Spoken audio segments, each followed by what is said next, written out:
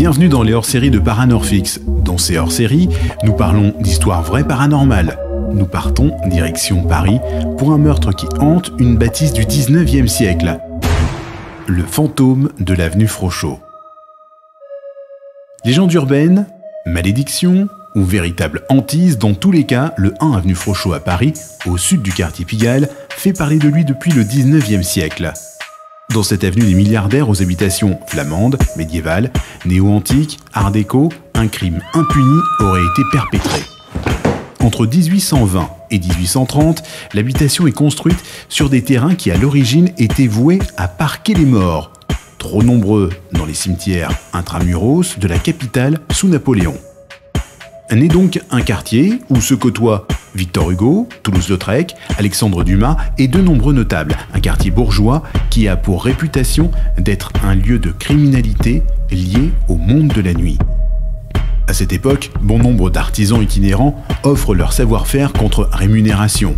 C'est le cas d'un remouleur, affûteur d'outils et couteaux, qui se rend au 1 avenue Frochot.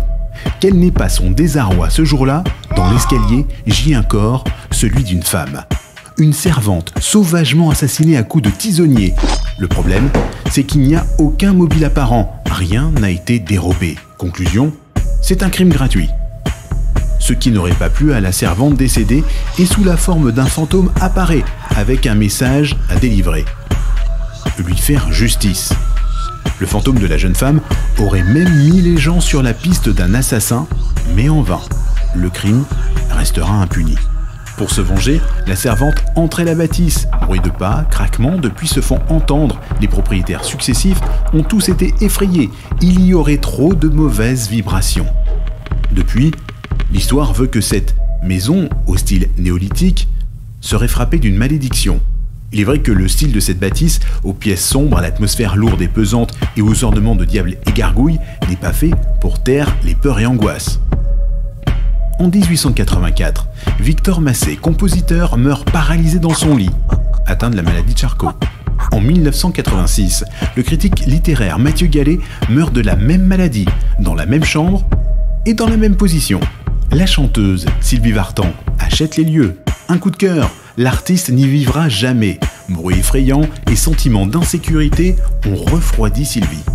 Plus tard, Patrick Debroux de Laurière, un mécène fortuné, rachète le 1 avenue Frochot, qu'il a fait exorciser. En 2010, à sa mort, son héritier a quant à lui jamais rien observé. L'avenue Frochot autrefois était accessible à tous.